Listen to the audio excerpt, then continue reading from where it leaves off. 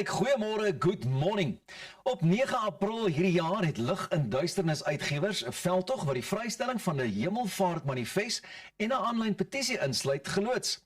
Lig in Duisternis Uitgewers noem dat die veldtog se doel is om bewusmaking oor die betekenis van Hemelvaartdag in die openbare lewe van Suid-Afrikaners te skep en om Christene, skole, gemeentes, organisasies en owerhede op te roep om Hemelvaartdag openlik te erken en prakties te vereer. Ons gesels vandag met Dominee Skalk Strauss, publikasiehoof van Lig in Duisternis Uitgewers, oor hierdie veldtog. Dominee, hartlike goeiemôre. Môre Pieter, dankie. Baie welkom. Nou, sê net gou vir my, wat is die motivering van hierdie veldtog? Wel Pieter, ons soos almal weet, Hemelvaartdag was altyd, wel, ek sê nou soos almal weet, waarskynlik gee mense 'n bietjie van jou ouderdom weg, want nie almal weet dit nie, maar Hemelvaartdag was op 'n stadium 'n amptelike vakansiedag gewees in Suid-Afrika. En daar's eintlik nog baie lande in Afrika en reg oor die wêreld, maar spesifiek in Afrika, waar Hemelvaartdag 'n amptelike vakansiedag is. Toe ons na 'n nuwe bedeling toe oorgegaan het, was dit een van die dinge wat in die slag gebly het, was Hemelvaartdag. En ons reken, dit was 'n baie betekenisvolle skuif gewees om dit van die kalender te verwyder. Baie berekend.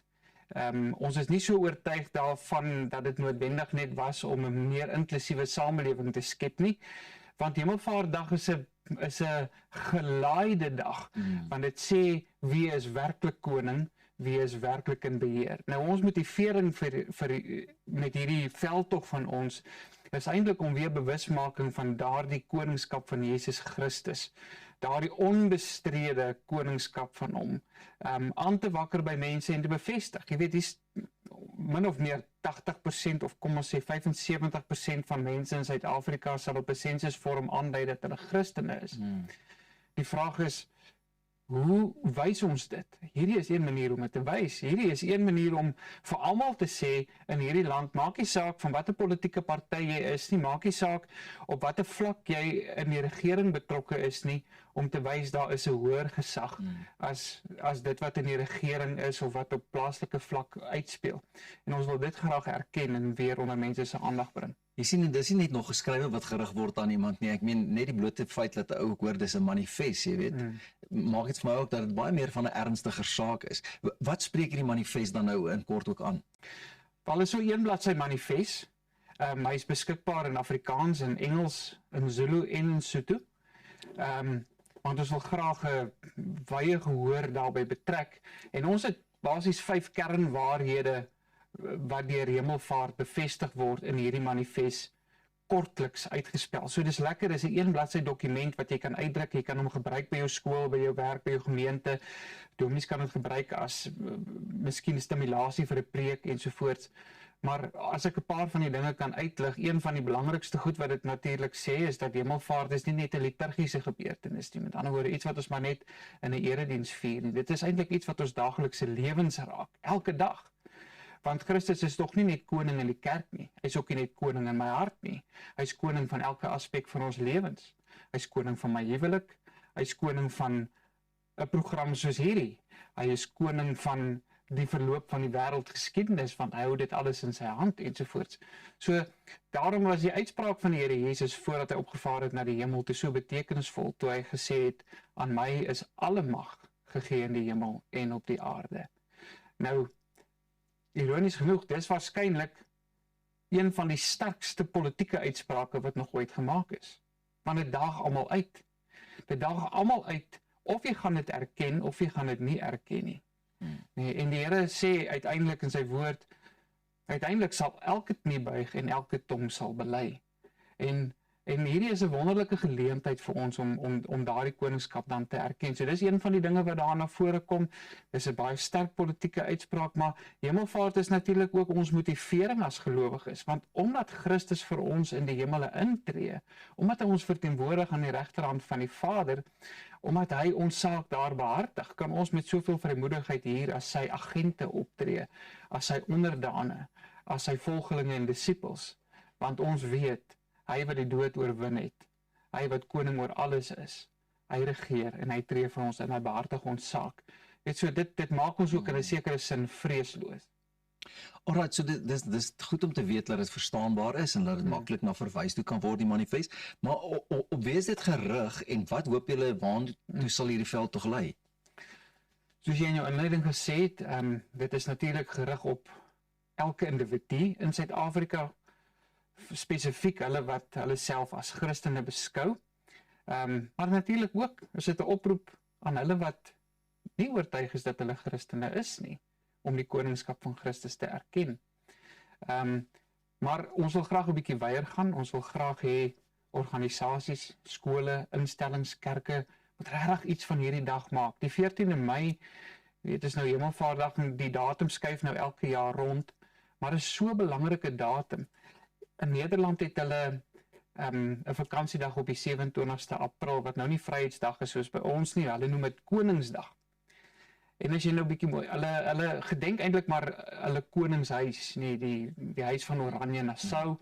En as jy nou weet, dit is regtig 'n groot partytjie in Nederland en die strate word oranje geverf en net in Amsterdam alleen sê hulle reken hulle daar's op so 'n dag tussen 600,000 en 1 miljoen mense wat daai fees bywoon. Nou ek wil net die vergelyking tref en sê ons het 'n baie belangriker Koningsdag as wat die Nederlanders het. Ons het 'n dag wat eintlik wêreldwyd Koningsdag behoort te wees. En in Suid-Afrika ook. En ons wil hê dat dit in 'n sekere sin de facto Koningsdag sal wees in Suid-Afrika op Hemelvaartdag.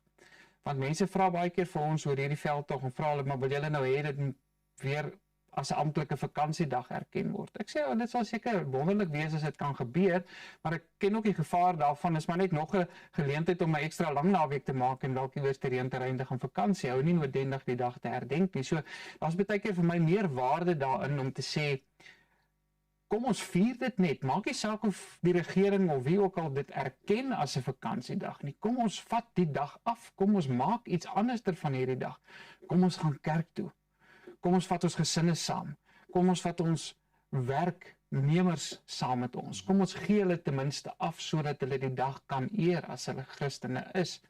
Kom ons staan vir 'n oomblik stil by ons skole. Ons het so baie skole wat sê hulle is op 'n Christelike grondslag gebaseer en dit is 'n geleentheid om 'n stelling te maak, standpunt in te neem en te sê dis wie ons koning is. Op hierdie dag al beteken dit net vir 'n uur of wat en ons kry 'n dominee wat vir ons ten minste 'n diens kom hou by die skool. Maar dit sal nog beter wees as ons eintlik die kinders die dag af kan gee, maar met die volgende stelling sodat hulle die dag kan vier. Dit sal vir ons wonderlik wees as ons dit kan regkry, dat dit 'n beweging kan word, nie net hierdie jaar nie, maar jaarliks wat net groter en groter raak. Een groot geleentheid waarin ons die geleentheid het om te getuig van wat werklik in ons harte leef en wat die groter realiteit is waarin ons osself. Ek dink ook in 'n gejaagde lewe soos wat ou deesdae het en goeters, hierdie is regtig nie 'n veldtog wat jy geloods het om net nog 'n vakansiedag of 'n geleentheid te skep. Presies so wat jy nou gesê het nie, maar is om die ware betekenis daarvan te kan eer half en regtig jy weet mooi daarna te gaan sit en nadink en aandag daaraan te kan gee. Ja, beslis en jy weet op die ou einde wil ons graag ook hierdie saak onder die regering se aandag bring. So ons veldtog het ook sluit ook 'n petisie in wat mense kan teken waarin ons vir die regering vra nie eintlik hulle oproep om die koningskap van Christus te erken. Of dit nou is deur dit 'n amptelike vakansiedag te maak of nie, is eintlik irrelevant, maar om dit te erken. Dit sal vir ons 'n belangrike beginpunt wees om hulle te herinner dat hulle nie absolute mag in hierdie land het nie, want dit is God wat konings aanstel en dis hy wat hulle afsit uiteindelik. Maak nie saak of 'n regerende party nou sê hulle sal regeer tot met die wederkoms van die Here Jesus nie. Jy weet, so dis vir ons belangrik en ek wil net ook noem, jy weet, mense dink baie keer dat veldtogte soos hierdie is maar net nog 'n geleentheid om nou inligting in te samel en bemarkingsveldtogte te loods daarna met die inligting wat jy ingesamel het. Ons het doelbewuste besluit geneem om niks van die inligting, die persoonlike inligting wat ons insamel, want jy moet nou maar jou naam en jou e-posadres en so aangee. Niks van dit gaan ons in bemarkingsveldtogte gebruik nie, want dis nie ons doel nie. Ons doel is regtig om die fokus te hou waar dit behoort te wees. So met dit 'n gedagte wat jy praat van bietjie inligting en goeders, wat is dit wat julle dan van die publiek gaan verwag met hierdie veldtog? Ja, so Pieter, as ek nou mag, dan gaan ek nou sommer sê, waar kan hulle die goed kry? So, dis baie maklik in 'n sekere sin, kan sommer na liggenduisternis.co.za toe gaan. Hemelvaartveldtog is lekker groot aan die bokant op 'n banner, klik maar net daarop en jy sal die inligting kry. Andersins tik sommer net in Google in Hemelvaart Manifest en hy behoort heel bo aan te verskyn. Dan kan jy hom oopmaak en dan verduidelik hy nou wat ons wil bereik met die veldtog en dan gee hy vir jou die opsie om die manifest in die verskillende tale af te laai en dan is ook 'n geleentheid om die petisie te teken. So teken asseblief die petisie, gebruik die manifest, gebruik dit as 'n platform waarvan ons lekker gesprekke aan die gang kan sit oor hemelvaart en die betekenis daarvan. Maar dan wil ek ook baie graag mense uitnooi, deel hierdie inisiatief. Deel dit op julle netwerke, deel dit, ek weet ons is almal op hierdie WhatsApp groepies en die sosiale media en so aan, deel dit so wyd as moontlik want dis hoe ons arms kan sterk raak en ons hande kan sterk raak is as julle dit hoog hou daar buitekant. Deel dit so wyd as moontlik en moedig mense aan, moedig meningsvormers aan in jou omgewing om ook standpunt in te neem oor hierdie saak en dit te bevorder en dan kan ons op so 'n manier werklik eer bring waar dit hoort. Ek stem 100% saam. As jy 'n tydjie het om daai grappie of daai snaakse videoetjie te deel, begin dit sommer met hierdie eers. Deel hierdie en dan kan jy die res daarvan doen. Tony, is daar nog ietsie wat jy graag sal wil noem?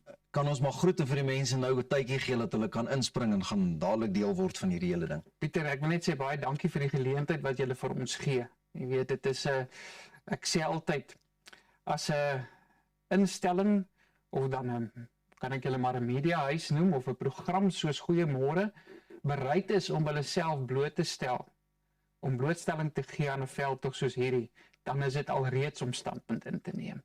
En ek wil vir julle sê dankie daarvoor, want ons het ook ouens soos julle nodig. Ons in die kerke en in die uitgewery waar ek nou betrokke is 'n Christelike uitgewery, maar ons kan nie alleen staan nie. Elke sektor in hierdie land behoort eintlik daar waar die Here jou geroep het, daar moet jy standpunt inneem. So eerstens baie dankie van ons kant af en dankie vir die geleentheid vanoggend. Mag dit regtig van krag tot krag gaan en mag julle program ook geseënd wees. Baie dankie. Dis dan al wat ons het vir julle vir vandag. Baie dankie ook dat jy hierna geloer het. En onthou Goeiemôre Good Morning se Facebook en YouTube platforms om bietjie meer te sien, te hoor en te beleef van al hierdie gesprekke. Nou ja, tot en met 'n volgende keer. Goeiemôre Good Morning.